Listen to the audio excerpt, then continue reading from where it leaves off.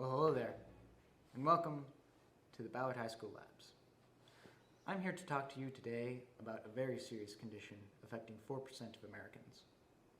What I'm talking about is not the measles, nor the mumps, not even the common cold. No, what I'm here to talk to you about today is colorblindness. Colorblindness is so serious that you may not even know you have it. Take little Timmy here, for example. Well, hello, Timmy. Hi there. I'm here to tell you what's wrong with you.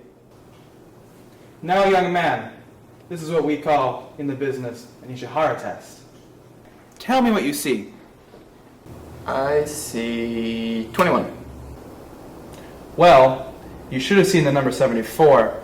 And if this test is correct, and they usually are, then it appears that you might have red-green color blindness. Gosh, Doc, how bad is it? Don't worry, young man. It's not lethal. So it's not gonna kill me, is it gonna hurt me? Well, Dr. Peterson can explain that better than I can. So, if you don't know what you're diagnosing me with, then what are you doing here? Son, I just hold the paper. Well, thanks, Doc. It was a pleasure.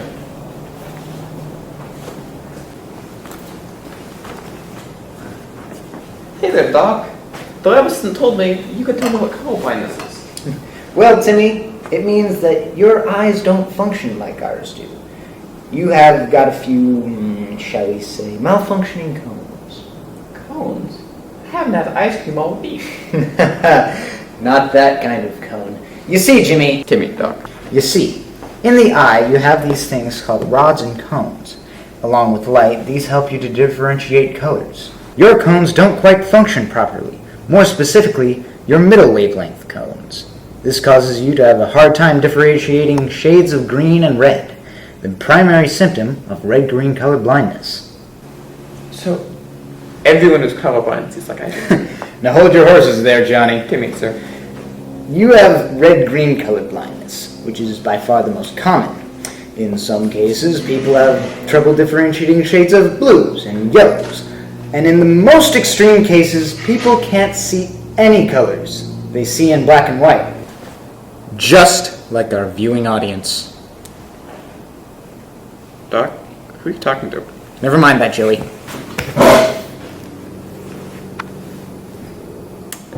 Now, where were we? Yes. Some people have what's called achromatopsia, or total color blindness. Doc, how did I get this disease? I bet otherwise my eyes are just fine. That's for the optometrist to decide, Bobby.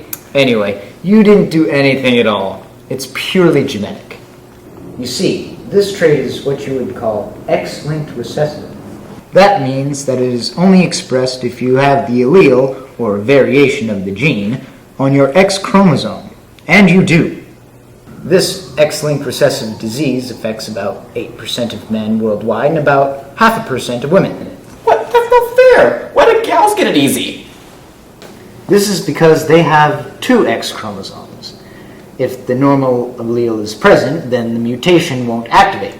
And since girls have two, then they need two mutated alleles for the blindness to occur. Well, wait, Doc. What's a chromosome? Really, Billy? God, I'm 14. I haven't even taken a biology class. Well, I'm not a doctor, but... Oh, wait. I am a doctor. I'll keep it simple. Our chromosomes are made up of DNA. And normally, we all have 23 pairs of these chromosomes. Our last two, though, are quite special. They're what's called our sex-determining chromosomes. Men have an X chromosome and a Y chromosome, while women have two X's. So, my whole X chromosome messed up? I doubt it. You see, all that's being affected with this colorblindness trait is your OPN1LW gene and your OPL1MW gene. So what do these genes do exactly?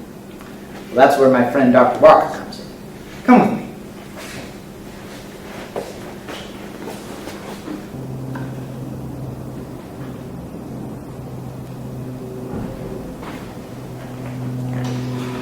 I'm sorry, Doctor, but am I interrupting you? No, not at all. Well, I'll leave this one with you. All right. Hi, so Dr. Peterson said you could explain to me what's going on with my eyes. Well, Timmy, you see, you have a gene that codes for a group of proteins called opsins. Looky here. This is your eye. Your eye takes in light from around you, and this is your brain, more or less. The opsins in your eye send what your eye is seeing to your brain so that your brain can interpret it, and you can understand what's in the world around you. So, when I'm watching a movie, my options are showing it to me? More or less, little Timmy. More or less. You see, there's many different kinds of opsins. Different opsins interpret different kinds of light. There are different kinds of light?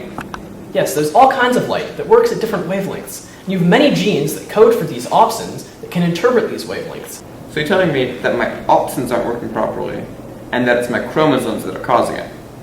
Exactly, Timmy. I'm glad you're catching on. And so these OPN1 genes, they cause all kinds of color blindness? Not exactly. You see, blue-yellow color blindness is not actually located on the X chromosome. It's actually located on what we call an autosome. On the 7th one, in fact. Well, I don't know that, do I? I don't think so. You only tested positive for red-green color blindness. They only gave me one test. Well then, maybe you are. Gee whiz, I hope not. Well, you most likely aren't. It's a rare condition that only affects about 1 in every 33,000 people. So does this one affect men more too? No, achromatopsia is found on an autosome, which is not a sex-determining chromosome. So both men and women have an equal chance of getting it. Okay, that's good. So, Doc, can I be cured of color blindness? I'm afraid not today, young man. Not even tomorrow. But perhaps a day, maybe 50 or 60 years in the future. Think 2009. 2009? Will I have a jetpack by then? I hope you will. Anyway, hopefully someday in the future, a researcher will find a way to perform some sort of genetic therapy on people to correct their eyes. So is there any way I could reduce the effects? Not currently. We're hoping in the future to have a corrective lens that'll allow you to see the correct colors. Unfortunately, that does not exist yet. Don't trust any companies that try to sell you anything like this. Alright, thanks, Doc. Yeah, I hope we were informative.